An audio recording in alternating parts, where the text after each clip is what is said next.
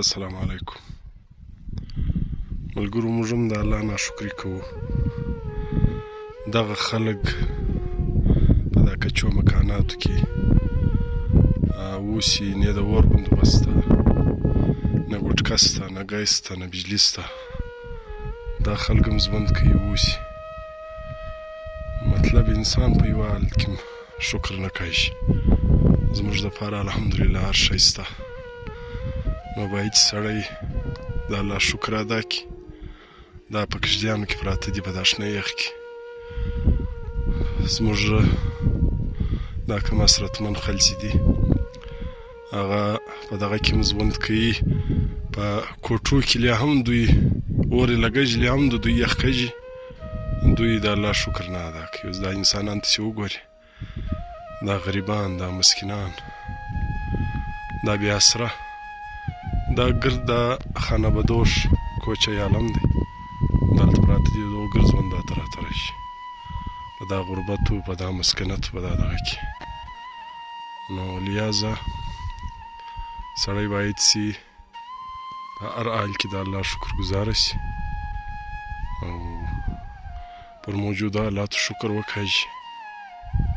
انشاءالله الله تعالی موږ ته هر څه راکړي دي چې موږ ته شکر ګزاره سو، بیا به الله تعالی نور څه راکړي، نور څه به راکړي.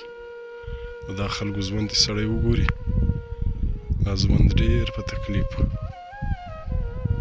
ډېر په مسکنت کې تېری شي. د دغو د کوچنیانو تعلیم چیرې دی؟ د دغو د کوچنیانو نور تربیت کپړه چیرې ده؟ د یوه شي او ترتیب نه معلومه شي.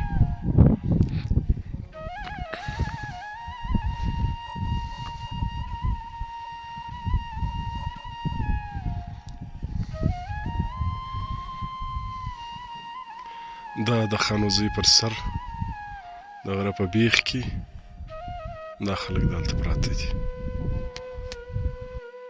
السلام علیکم ملګرو، دی د واک په خوا راوتلی وم. دغه کوچیان، دغه خانه بدوش په مخه راغله. د دوی ژوند چې مې وکتل، یقینا هم ډېر افسوس راته ودرېدی. موږ ډېر ناشکرګزاره خلک یو چې خدای هر څه راکړي دي، له هغه باوجوده هم موږ د الله شکر نه ادا کوو. د دا خلکو نه د تعلیم بندوبست شته، نه اوبه شته، نه بجلي شته. اوبه هم د تالابو دا یو ځای ناوري د دغه د خرابې اوبه څښي. نه کالي شته، نه بله دی ذریعه شته، نه تعلیم، نه نوکري. نو لہذا باید چې موږ ته په هر حال کې د الله شکر ادا کړو. الله موږ ته هر څه راکړي دي، خو موږ ته پر دغه نه یو شکر ګزاره سوي. نو باید چې موږ تر ځان ولاندې خلکو ته وګورو، تر ځان وړو خلکو ته نه وګورو، او پر موجوده حال شکر وکړو، صبر وکړو. انشاءالله الله تعالی به موږ ته پر مخ ډېرې اسانۍ بیا جوړې کړي. نو زما دا خواست دی چې موږ د دغه خلکو خیال هم وساتو، د تر خلکو سره خپل کومک ویل هم وکړو، او پر خپل ژوند شکر ګزاره سو، او کوشش وکړو چې کور ته آرام لرو. د حلالو د ګټنګو هر وخت به کوشش کوو، نو بیا به زموږ ته ژوند ډېر په اسرت وي، او دنیا به زموږ ته دپاره دا ترایي لکه جنت. وسلام.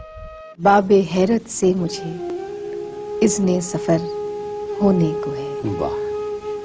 बाब हैरत से मुझे इज़्ने सफ़र होने को है। तहनीयत ए दिल के अब दीवार दर क्या कहने होने को है। सुभान अल्लाह। खोल दे जंजीर दर और हौस को खाली करे।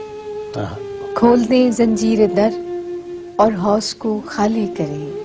जिंदगी के बाग में अब से पहर होने को है कि मौत की आहट सुनाई दे रही है दिल में क्यों। मौत की आहट सुनाई दे रही है दिल में क्यों। क्या मोहब्बत से बहुत खाली ये घर होने को है कि गर्दे राह बनकर कोई हासिल सफर का हो गया। गर्दे राह बनकर कोई हासिल सफर का हो गया। खाक में मिलकर کوئی لالو گوہر ہونے کو ہے کہ ایک چمک سی تو نظر آئی ہے